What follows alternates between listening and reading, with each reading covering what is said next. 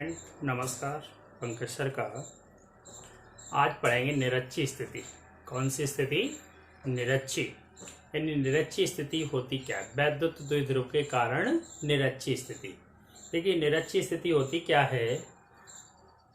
जब कोई बिंदु जिस पर विद्युत क्षेत्र की तीव्रता ज्ञात करनी हो और वह द्विध्रुव अक्ष के सापेक्ष लंबवर्धक पर स्थित होता है तो उसे द्विध्रुव के सापेक्ष कैसी स्थिति में कहा जाता है? निरच्ची स्थिति में कहते हैं। यानी इसका चित्र बनाएंगे तो इसका डायग्राम कैसे बनता है?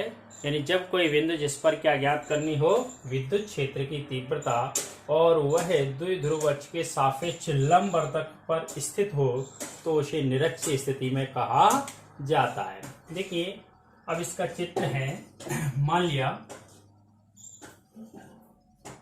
ये ए और बी, ए बी एक वैद्युत द्विध्रुव है जो प्लस क्यू माइनस क्यू आवेशों से मिलकर बना है। इनके बीच की अल्प दूरी 2a है। इनके बीच की अल्प दूरी क्या है? 2a है। द्विध्रुव के मध्य बिंदु O से R दूरी पर, कितनी दूरी पर बेटा? R दूरी पर। कौन सी स्थिति में? निरच्ची स्थिति में। कौन सी स्थिति में? निरच्ची स्थिति में एक बिंदु P स्थित होता है। यहाँ पे तीव्रता E इधर होती है E1 या E2 मान लेते हैं, ठीक है। और इधर तीव्रता होती है E1। क्या होती है? E1। ये एंगल होता है थीटा और ये भी एंगल क्या होता है? थीटा। पूरा एंगल क्या हो जाता है? 2 थीटा, ठीक है। ये R दूरी है। कितनी दूरी है बेटा? R दूरी। यहाँ से यहाँ तक की दूरी कितनी होती है? R। तो देखिए क्या परिभाषा बताई थी। जब कोई बिंदु जिस पर विद्युत क्षेत्र की तीव्रता ज्ञात करनी हो और वह द्विध्रुव अक्ष के सापेक्ष लंबवर्धक पर, कैसा?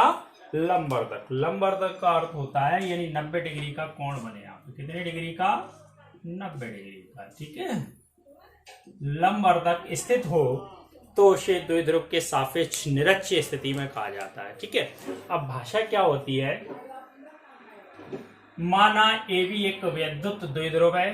ए बी क्या मान लेते हैं? एक विद्युत द्विध्रुव है जो प्लस क्यू और माइनस क्यू आवेशों से मिलकर बना है। प्लस क्यू और माइनस क्यू आवेशों से मिलकर बना है। इनके बीच की अल्प दूरी 2a है। द्विध्रुव के मध्यबिंदु O से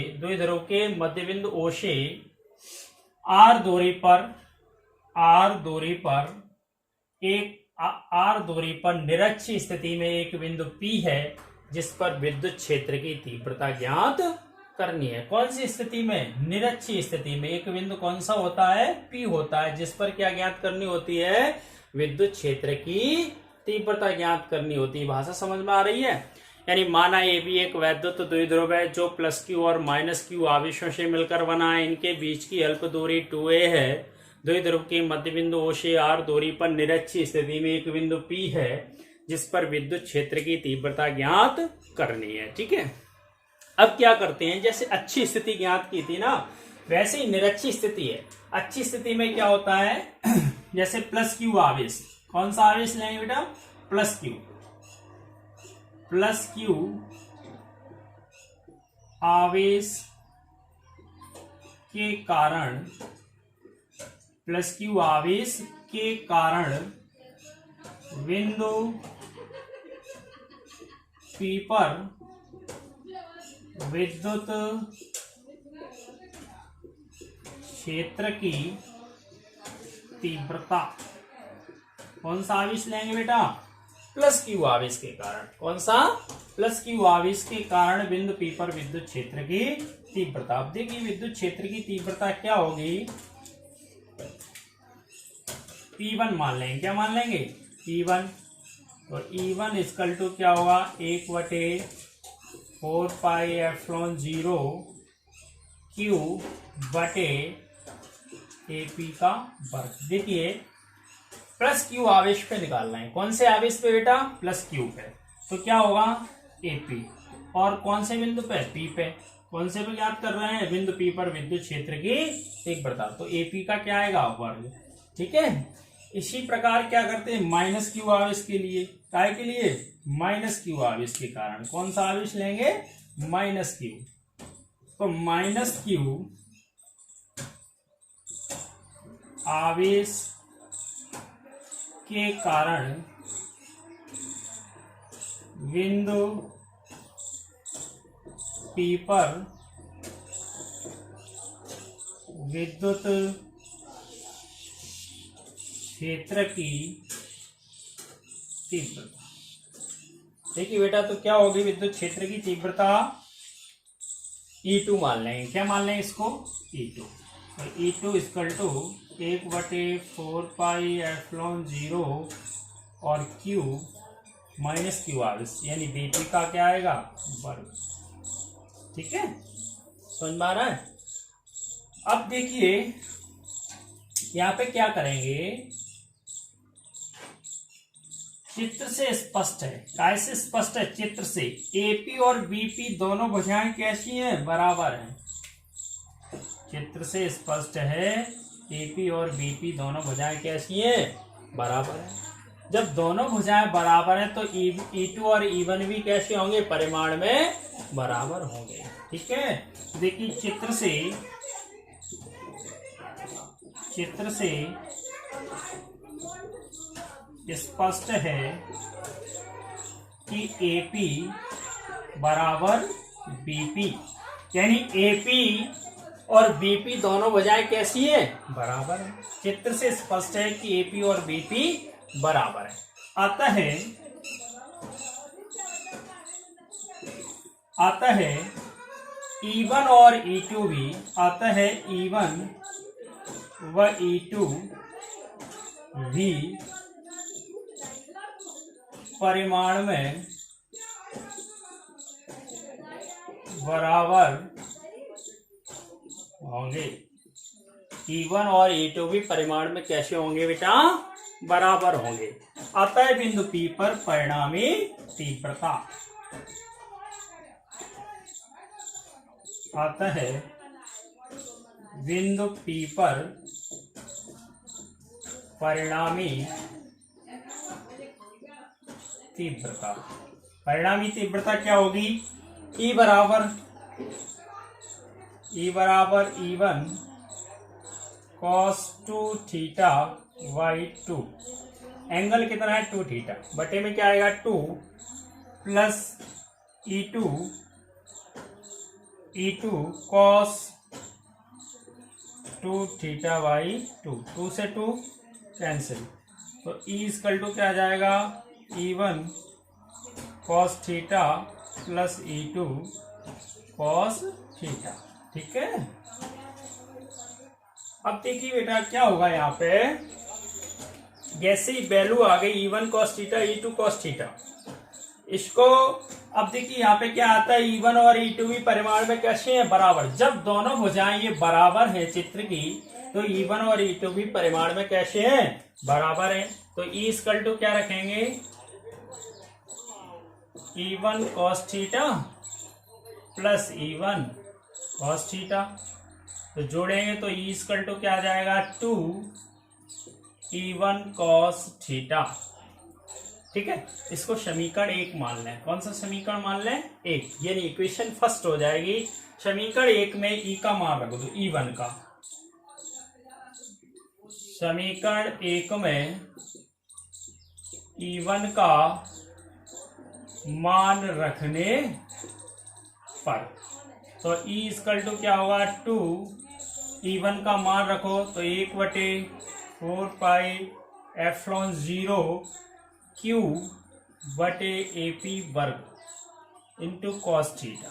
ठीक है, इसको समीकरण क्या मान लें बेटा, 2।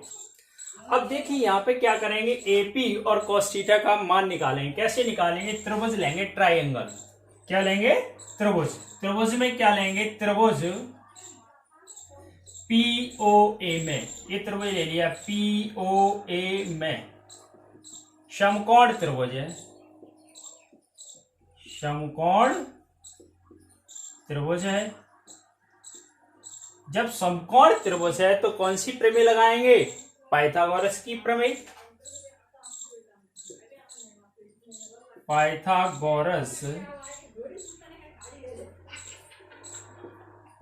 प्रमेय से, पाइथागोरस प्रमेय से। पाइथागोरस प्रमेय क्या है? कर्ण का वर्ग शेष अन्य दो भुजाओं के वर्गों के योग के बराबर होता है। अब देखिए 90 डिग्री का ये एंगल है, तो इसके सामने की जो भुजा है वो क्या होगी? कर्ण होगी। क्या होगी? कर्ण।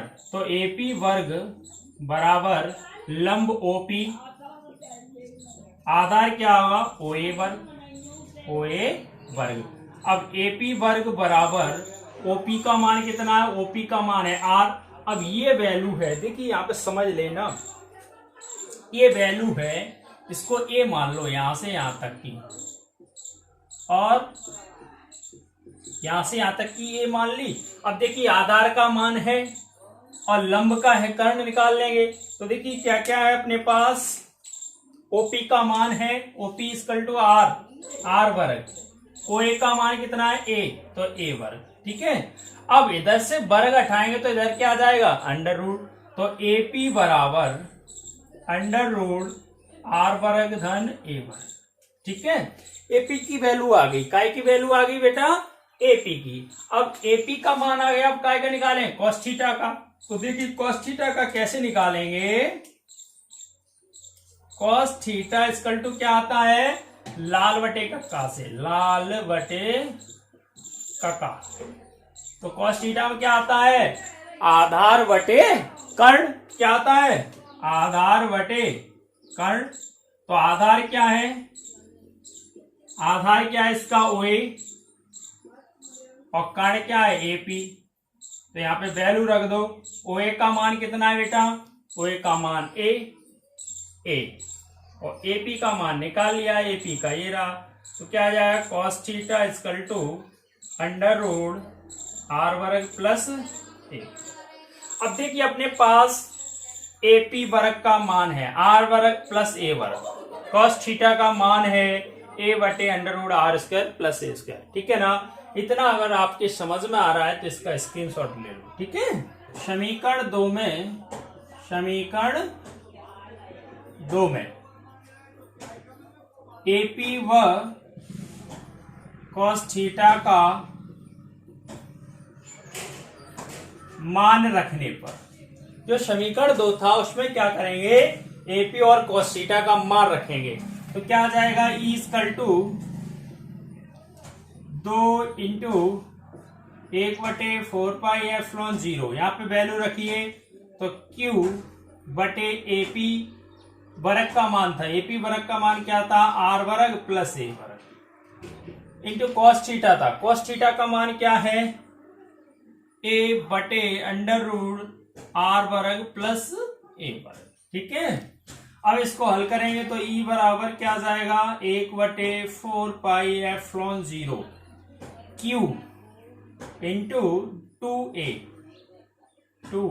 बटे में आर वर्ग प्लस ए वर्ग इंटू क्या जाएगा? आर वर्ग प्लस ए वर्ग की घात 1/2। अंडर रूट हटा दिया तो घात कितनी आती है? 1/2। कहीं पे लिखा अंडर रूट एक्स, तो इसका मान क्या होगा? एक्स की घात 1/2। अब देखिए अगर लिखा है एक्स की घात 1 इंटू एक्स की घात 1/2, तो ये आधार समान हो गए। आधार समान होते तो गुणा में घातें क्या हो जाती? जुड़ जाती हैं।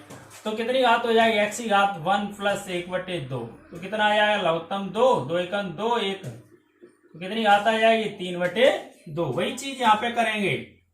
तो ई इक्वल टू क्या होगा? 1/4πε0 क्यू इंटू 2a बटे आर वर्ग प्लस ए वर्ग की घात 3/2। समझ में आ रहा है ना? अब देखिए इसका मान क्या होता है? वैद्युत द्विध्रुव आघूर्ण पढ़ाया था, यानी P equal to Q into 2a, यानी वैद्युत द्विध्रुव आघूर्ण आता है, या ऐसे लिख दो, वैद्युत द्विध्रुव आघूर्ण, यानी P बराबर क्या होता है? Q into 2a। तो इसकी जगह क्या रख देंगे? P रख देंगे बेटा। तो E बराबर क्या आ जाएगा? 1/4πε0 पी बटे आर वर्ग प्लस ए वर्ग की घात 3/2। अगर यहां तक लिखना है तो यहां तक ही छोड़ दो इसको, ठीक है, फिर भी सही है। और बढ़ाना है तो क्या करेंगे बेटा, और मात्रक क्या होता है, न्यूटन प्रति कूलम। न्यूटन, तीव्रता की इकाई क्या है, न्यूटन प्रति कूलम है, तो न्यूटन प्रति कूलम। अब देखिए जो ए होता है, दोनों ध्रुवों के बीच की अल्प दूरी होती है 2a। 2a जो दूरी है उसका मान आर की अपेक्षा कैसा होता है, बहुत ही छोटा होता है। 2a का मान, ये आर है, इसकी अपेक्षा कैसा होता है, बहुत ही छोटा होता है। अर्थात क्या करते हैं, अर्थात आर, ऐसे लिख दो, अर्थात आर ग्रेटर देन ए, यानी जो आर का मान है वो ए से बहुत अधिक बड़ा है। यानी आर वर्ग की अपेक्षा ए वर्ग का मान कैसा है, बहुत ही सूक्ष्म, यानी नगण्य मान लेते हैं। क्या मान लेते हैं बेटा, इसको नगण्य मान लेंगे, यानी सूक्ष्म मान लेंगे, यानी बहुत अधिक बड़ा है। तो इसकी जगह क्या रख देंगे, 0। तो क्या आएगा, E = 1/4 पाई एप्सिलॉन 0 P बटे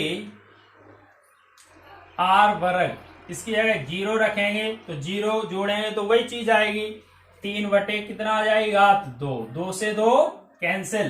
तो E बराबर क्या आ जाएगा बेटा, 1/4 पाई एप्सिलॉन 0 P बटे आर क्यू।